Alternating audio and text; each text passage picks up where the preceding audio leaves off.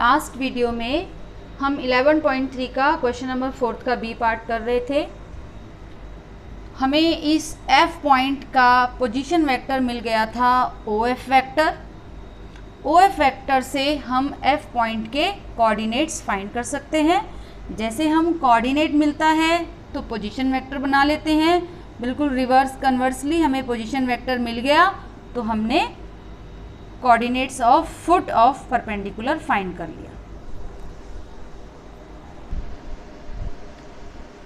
NCERT book में आप देख सकते हैं पेज नंबर 479 पर एक प्लेन को हम 3 तरह से डिफाइन कर सकते हैं यूनिकली। फर्स्ट टाइप जो डेफिनेशन है इसकी यूनिकनेस की, ये इसकी इक्वेशन हम फाइंड कर चुके हैं। अब हम सेकेंड टाइप वाला करेंगे when plane passes through a fixed point and is perpendicular to a given direction. Second type करने के लिए अब हमारे पास कोई प्लेन है जो इस नॉर्मल के परपेंडिकुलर है। इस नॉर्मल के परपेंडिकुलर तो ऐसे करके बहुत सारे प्लेन्स हो सकते हैं, लेकिन हमें वही वाला प्लेन चाहिए जो ए पॉइंट से पास करता है। तो ये इसकी यूनिकनेस को डिफाइन किया हमने। अब हम इस प्लेन की इक्वेशन निकालें। तो ये जो पॉइंट गिवन है जिससे हमारा प्लेन पास करता है, ये हमने x1, y1 और z1 ले लिया। और ये जो नॉर्मल है जिसके परपेंडिकुलर हमारा प्लेन है, प्लेन के परपेंडिकुलर लाइन है जो, हमने इसको n वेक्टर को हमने ए आई प्लस बी जे प्लस सी के कह दिया। अब हम इसमें कोई जनरल पॉइंट r ले लें। r is the general point, तो इसके कोऑर्डिनेट्स भी जनरल होंगे x, y, z। अब आप देख सकते हैं कि ये जो a से आपने r को ज्वाइन किया तो ये जो ए आर वेक्टर है that lies in the plane, ये प्लेन के अंदर है, ये लाइन है प्लेन में। जैसे आप इस पर दीवार पर कोई लाइन ड्रॉ कर दें और ये जो पेन है ये नॉर्मल का काम करेगा। तो इस बोर्ड पर जितनी भी लाइंस आपने ड्रॉ की, ये पेन अगर इस बोर्ड के परपेंडिकुलर है तो इस बोर्ड में जितनी भी लाइंस होंगी उन सभी के परपेंडिकुलर है। तो जब प्लेन हमारा इस लाइन के परपेंडिकुलर है तो ये लाइन प्लेन के अंदर है, इसलिए ये भी इसके परपेंडिकुलर होगी। और जब परपेंडिकुलर है तो इसकी डॉट प्रोडक्ट 0 होगी, क्योंकि A R is perpendicular to N. A R मतलब R minus A vector. A जो पॉइंट है हमारा उसका पोजीशन वेक्टर हमने ए लिया है और जनरल पॉइंट का पोजीशन वेक्टर आर लिया है, और इसकी एन से हम मल्टीप्लाई करेंगे तो ये 0 आएगा। तो ये हो गई वेक्टर फॉर्म।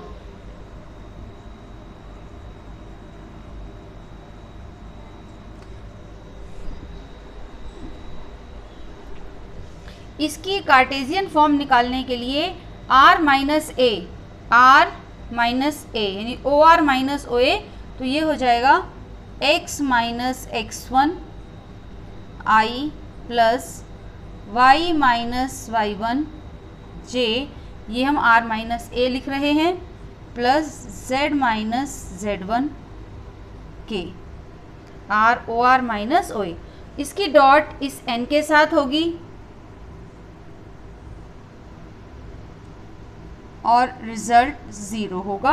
हमने इसी को कार्टेशियन बनाने के लिए इसमें ये कोऑर्डिनेट्स रख दिए।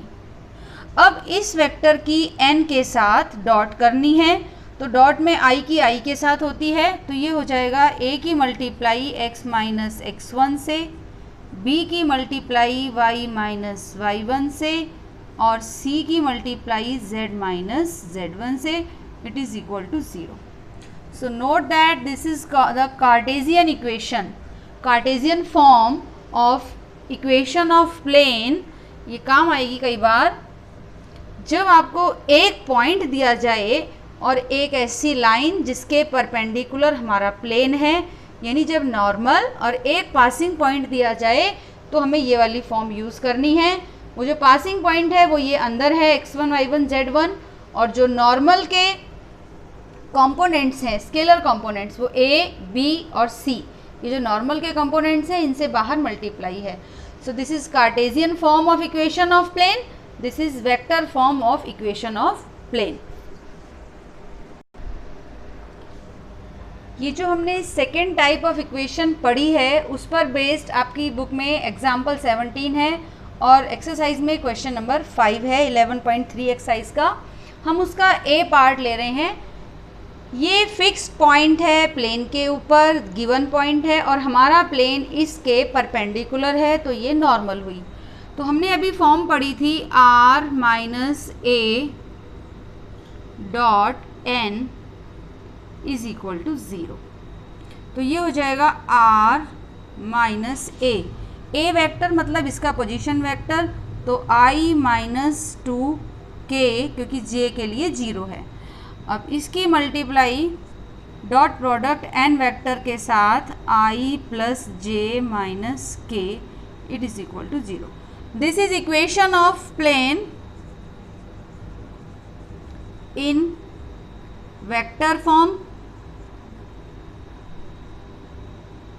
अब हम कार्टेशियन फॉर्म को फाइंड करने के लिए r जो कि हमारा जनरल पॉइंट होता है किसी प्लेन पर और इसके कोऑर्डिनेट्स होते हैं x y z, तो r हो गया x y z.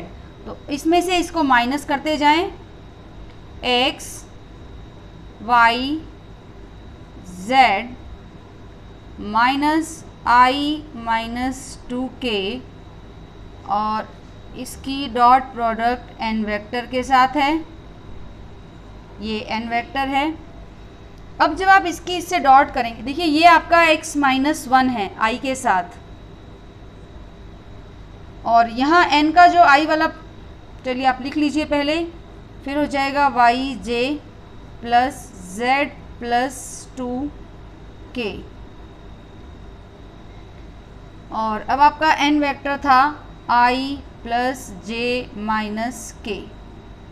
अब आप इन दोनों की डॉट कर दीजिए, तो x माइनस 1 की 1 से होगी, y की भी 1 से होगी और z प्लस 2 की माइनस 1 से होगी. तो आपकी इक्वेशन बन जाएगी x plus Y minus z minus 3 is equal to 0. This is equation of plane in Cartesian form, in vector form, in Cartesian form. ये वही वाली फॉर्म है a फिर x minus x1 plus b y minus y1 plus c z minus z1 जो अभी हमने इसे just पहले की थी. अब हमने देखा था कि प्लेन को तीसरे तरीके से भी हम यूनिकली डिफाइन कर सकते हैं. अगर कोई प्लेन और उसके 3 गिवन फिक्स पॉइंट हैं, ये नॉन कॉलिनियर हैं, 3 नॉन कॉलिनियर पॉइंट्स से अगर कोई प्लेन पास कर सकता है तो वो एक और एक ही प्लेन होगा. अगर आप A और B 2 पॉइंट से पास करने वाला प्लेन लें तो कई सारे बहुत हो सकते हैं, लेकिन 3 पॉइंट से पास होने वाला केवल एक और एक ही प्लेन होगा. That is uniqueness of plane. अब हमारी थर्ड टाइप में हमें इस प्लेन की इक्वेशन फाइंड करनी है.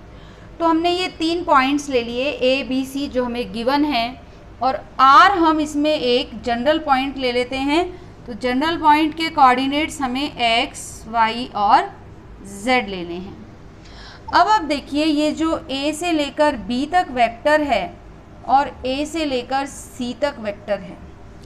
जब आप AB और AC वेक्टर की क्रॉस करेंगे तो ये जो आपको वेक्टर मिला है actually it is perpendicular to both AB and AC. तो AB और AC दोनों के परपेंडिकुलर लाइक दिस पेन. तो ये मेरा वेक्टर जो पेन को रिप्रेजेंट कर रहा है ये वो वेक्टर है.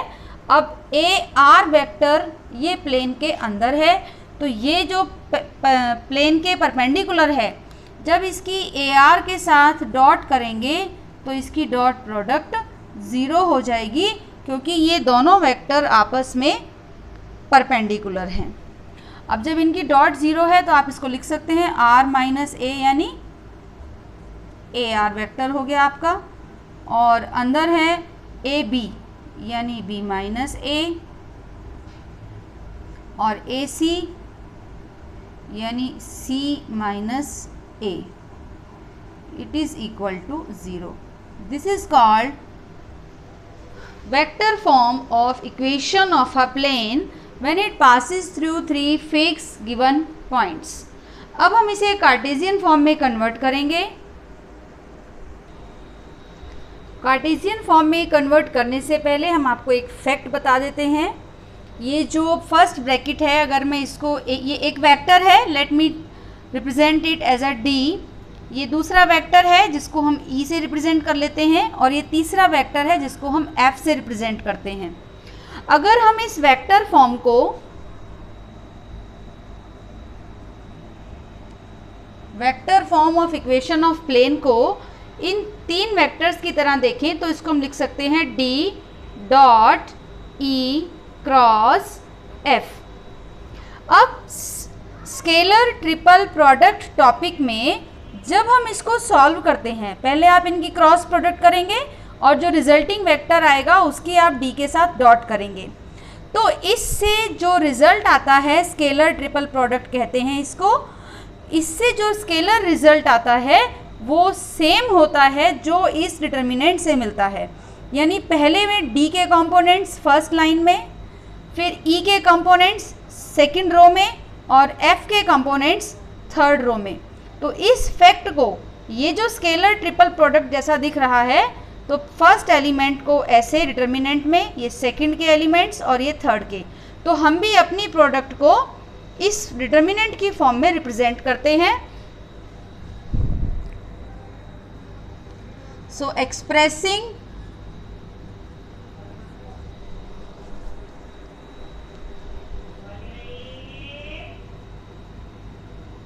vector form in as a determinant,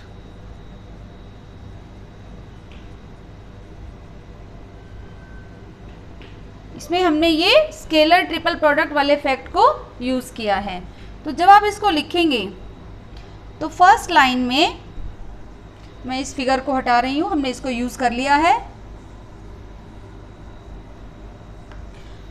first row में इसके एलिमेंट्स यानी r माइनस ए के एलिमेंट्स, तो r हमारे पास जनरल पॉइंट होता है x y z, और r माइनस ए के एलिमेंट्स फर्स्ट रो में लिखेंगे तो x minus x1, y minus y1, z minus z1।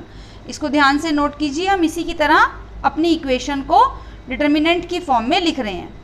अब e के एलिमेंट सेकेंड रो में यानी b माइनस ए के एलिमेंट सेकेंड रो में, तो b माइनस ए पर आप फिंगर रखकर देखिए, b माइनस ए से हो जाएगा x2 minus x1, y2 minus y1 और z2 minus z1।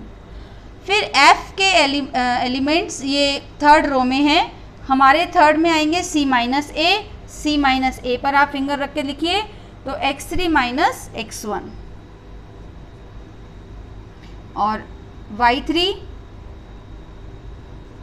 Minus y1 और z3 माइनस z1, और it is equal to 0। So this is your Cartesian form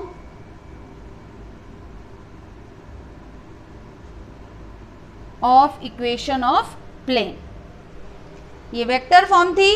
vector form को ये हमने देखा, ये स्केलर ट्रिपल प्रोडक्ट का फॉर्म है, तो हम इसको डिटर्मिनेंट की फॉर्म में लिख सकते हैं। हमने अपनी वेक्टर फॉर्म को भी डिटर्मिनेंट की फॉर्म में लिखा। अब जब आप इस डिटर्मिनेंट को सॉल्व करेंगे तो आपको प्लेन की इक्वेशन इन कार्टेशियन फॉर्म मिल जाएगी when it passes through three fixed points. अब हमने ये जो वेक्टर फॉर्म पढ़ी है हमारी बुक में एग्जाम्पल 18 और क्वेश्चन नंबर 6 का बी पार्ट हम कर रहे हैं, ये इसी टाइप पर बेस्ड है। तो ये पॉइंट हमें x1, y1, z1 देता है, b पॉइंट से हमें x2, y2, z2 और c पॉइंट से x3, y3, z3 मिलते हैं। एक्चुअली जो फर्स्ट रो है ये हमें r माइनस ए से मिलती है, सेकंड रो हमें b माइनस ए से मिलती है और थर्ड रो हमें c माइनस ए से मिलती है। तो हम इसको ऑब्ज़र्व करें, हमारी इक्वेशन ऑफ प्लेन हमको फाइंड करने के लिए हम डिटर्मिनेंट बनाए r माइनस ए, तो ये x माइनस 1, y माइनस 1 और z माइनस 0 हो जाएगा। फिर b माइनस ए, तो 1 माइनस 1, 2 माइनस 1 और 1 माइनस 0 हो जाएगा। थर्ड लाइन के जो कंपोनेंट्स हैं वो c माइनस ए के कंपोनेंट्स हैं, c माइनस ए, तो -2 -1, 2 -1 -1 -0, इट इज़ इक्वल टू 0। अब हम इस डिटर्मिनेंट को सॉल्व करेंगे तो हमें ये इक्वेशन मिलती है 2x + 3y - 3z - 5 is equal to 0। इस डिटर्मिनेंट को सॉल्व करने से ये हमें इक्वेशन ऑफ प्लेन मिल गई है, इन कार्टेशियन फॉर्म मिल गई है। ध्यान दें, equation of plane is a linear equation in 3 variables. Equation of plane is a linear equation in 3 variables. इसको लीनियर इसलिए कहा क्योंकि x, y और z के कोफिशिएंट्स 1 होते हैं। So this is your equation of plane. अब हम इसे अगर कार्टेशियन फॉर्म में चाहें तो आप कार्टेशियन फॉर्म में भी लिख सकते हैं। तो आप इसको लिख सकते हैं r वेक्टर, और यहाँ पर इसका नॉर्मल निकल आएगा 2i + 3j - 3k is equal to 5। आप इसे वेक्टर फॉर्म में भी लिख सकते हैं। तो ये कार्टेशियन फॉर्म है और ये इसकी वेक्टर फॉर्म है। ये जो 2 कोएफिशिएंट है, 3 है, -3 है, ये हमें प्लेन का नॉर्मल मिलता है।